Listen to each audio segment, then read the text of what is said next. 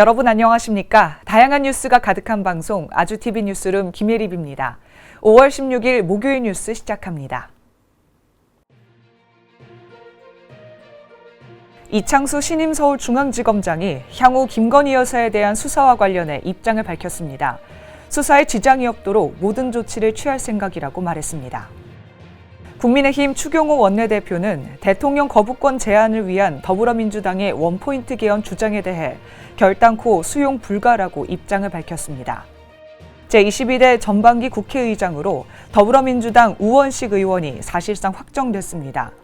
우 의원은 민심의 뜻에 따라 국회가 할 일을 해야 한다고 말했습니다.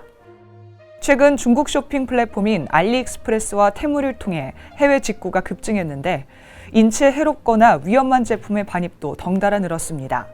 앞으로는 해외 직구 제품도 안전관리를 강화해 안전인증이 없으면 금지되는 조치가 다음 달 시행됩니다. 엔터테인먼트사 최초로 대기업 집단에 하이브가 이름을 올렸습니다. 하이브의 총수 방시혁 의장이 보유한 주식 재산이 국내 그룹 총수 6위 수준으로 최태원 회장과 구광모 회장을 앞선 것으로 파악됐습니다.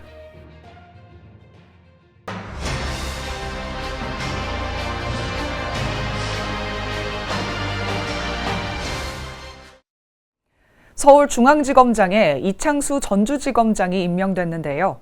김건희 여사에 대한 수사와 관련해 수사에 지장이 없도록 모든 조치를 취할 생각이라고 밝혔습니다. 이 지검장은 중앙지검 청사로 처음 출근하며 인사와 관계없이 해야 할 일은 법과 원칙에 따라서 제대로 진행될 것이라고 말했습니다.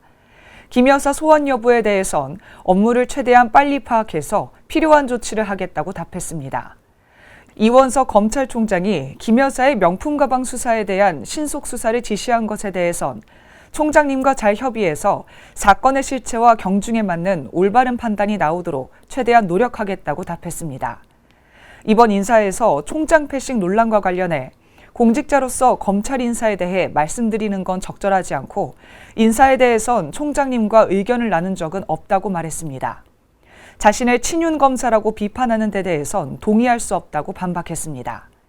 전주지검장 시절 지휘했던 문재인 전 대통령 전 사위의 항공사 타이이스타젯 특혜 취업 의혹 사건에 중앙지검 이송 가능성과 관련해선 혼자 결정할 수 있는 문제는 아니라고 답했습니다. 더불어민주당 전당대회 돈봉투 사건 등의 처분 계획에 대해선 어떤 사건이든지 오직 증거와 법리에 따라 사건의 실체와 경중에 맞게 합리적인 결론을 신속히 내리겠다고 밝혔습니다.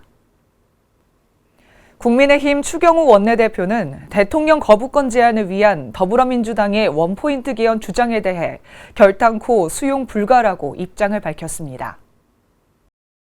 추 원내대표는 대통령 거부권은 삼권 분립 원칙의 핵심 중의 핵심이라고 말했습니다. 이어 거부권을 제한한다는 것은 헌법을 부정하는 발상이라고 했습니다. 민주당의 반민주적인 정쟁을 위한 발상으로 혼란을 야기하기보다 어떻게 하면 국민 살림살이가 더 나아질지 함께 정책 경쟁에 나서달라고 촉구했습니다. 국민의힘은 오로지 국민만 바라보며 대화와 타협을 통해 민생을 위한 협치를 해나갈 것을 밝혔습니다. 또 여야 간 민생정책 경쟁을 통해 국민들의 정치권에 대한 기대에 부응하도록 최선을 다하겠다고 덧붙였습니다.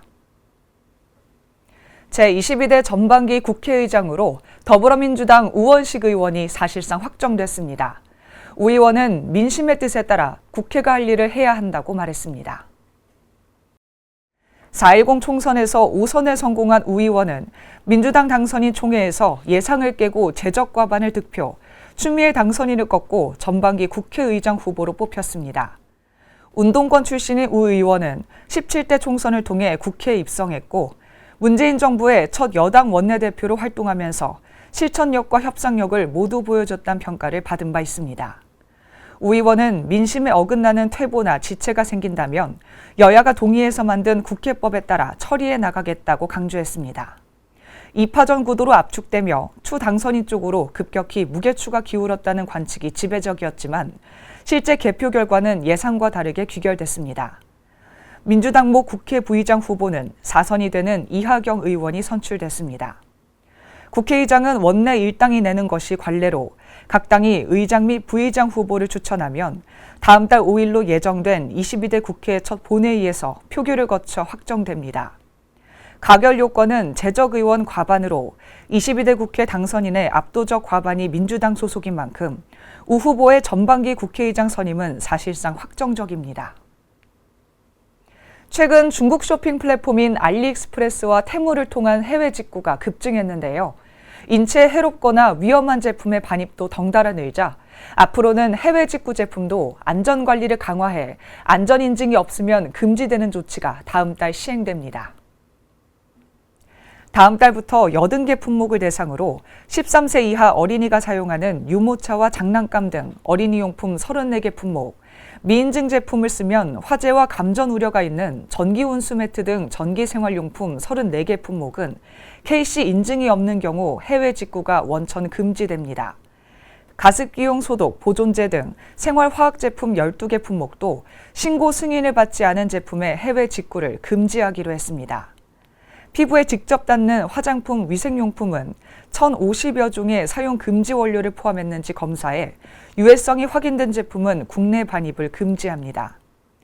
장신구와 생활화학 제품 등도 모니터링과 실태조사 등을 통해 유해물질 기준치를 초과하는 제품은 국내 반입을 차단하며 불법 의료기기 적발 건수가 급증하는 만큼 해외 직구가 금지된 의약품과 의료기기도 관리를 강화합니다.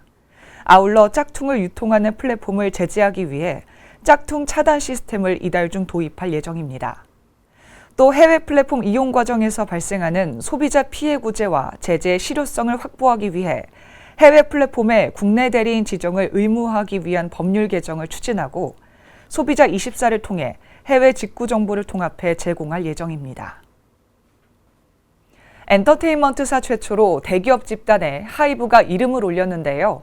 하이브의 총수 방시혁 의장이 보유한 주식 재산이 국내 그룹 총수 6위 수준으로 최태원 회장과 구광무 회장을 앞선 것으로 파악됐습니다. 기업 분석 전문 한국 CXO 연구소에 따르면 올해 5월 대기업 집단으로 지정한 자산 총액 5조 원 이상의 대기업 집단은 88곳입니다. 88개 그룹 총수 중 주식 재산 1위는 삼성 계열사 주식 15조 9,016억 원어치를 보유한 이재용 삼성전자 회장이며 이어 서정진 셀트리온 회장, 김범수 카카오 창업자, 정의선 현대차 그룹 회장, 서경배 아모레퍼시픽 회장 순입니다. 이번에 새 대기업 집단으로 지정된 하이브의 총수 방시혁 의장은 하이브 주식을 2조 5,447억 원어치를 보유해 6위에 올라 그 뒤를 이었습니다. 방 의장은 주식 재산만 놓고 보면 4대 그룹 총수인 최태원 SK그룹 회장이나 구광모 LG그룹 회장보다 순위가 높았습니다. 또 상위권에는 이동채 코프로 전 회장, 장병규 크래프톤 의장, 이재현 CJ그룹 회장, 김남정 동원그룹 회장, 정몽준 아산재단 이사장 등이 포함됐습니다. 올해 지정된 대기업 집단 88곳에서 최연소 총수는 1981년생으로 올해 만 43세인 양홍석 대신증권 부회장으로 나타났습니다. 여성 총수는 이명희 신세계 총괄회장, 유정현 넥슨 NXC 감사, 장영신 애경회장, 박춘희 소노 인터내셔널 명예회장으로 4명입니다. 정부가 국민 70% 이상이 의대 정원 2,000명 증원에 찬성한다는 내용의 설문 결과를 공개했습니다. 설문 결과에 따르면 정원 2,000명 확대가 필요하다는 응답자는 72.4%에 달했고 의대 교수 집단 행동에 대해서는 공감하지 않는다는 응답이 78.7%를 보였습니다. 또 집단으로 사직한 전공의들의 면허정지 처분에 대해서는 법과 원칙에 따라 면허정지 처분을 해야 한다는 응답이 56%를 차지했습니다.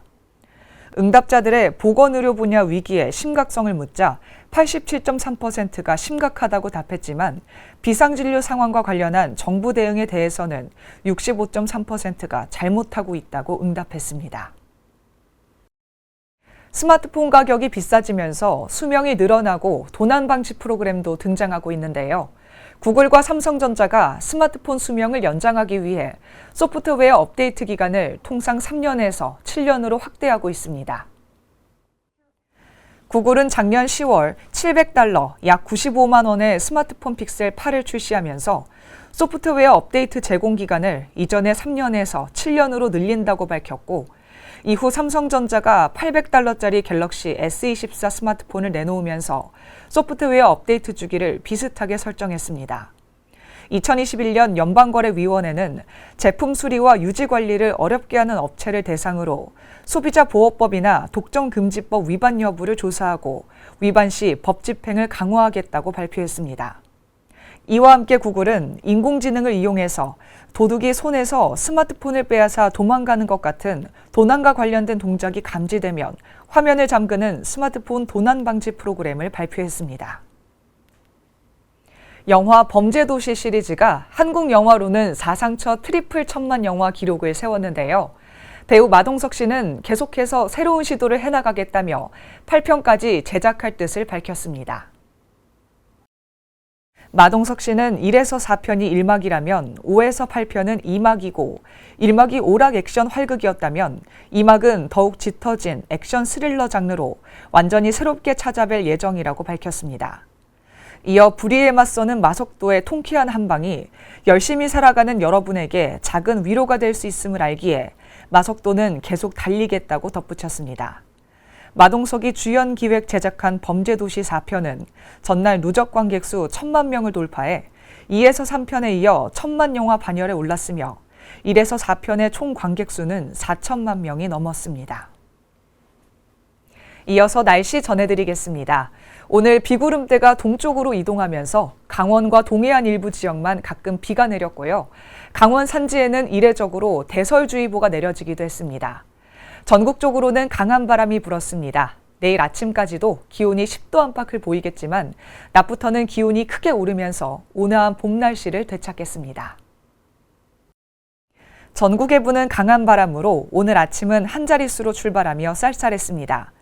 이후 낮 기온은 20도 안팎까지 올랐습니다. 서울의 낮 최고 기온은 20도, 대구 23도, 부산도 23도까지 올랐습니다. 대체로 흐리다가 오전에 서쪽 지역부터 차차 맑아졌는데요. 다만 강원 산지에는 안개가 짙었습니다. 바다의 물결은 동해상에서 최고 7m로 매우 높게 일었고 동해안에는 강한 너울이 유입됐습니다. 오늘 비가 그치고 나면 당분간 맑은 날씨가 이어지겠고 기온도 점차 오르겠습니다. 오늘 준비된 뉴스는 여기까지입니다. 목요일 아주TV 뉴스를 마칩니다. 저희는 내일 저녁 6시에 다시 찾아뵙겠습니다. 시청해주신 여러분 고맙습니다.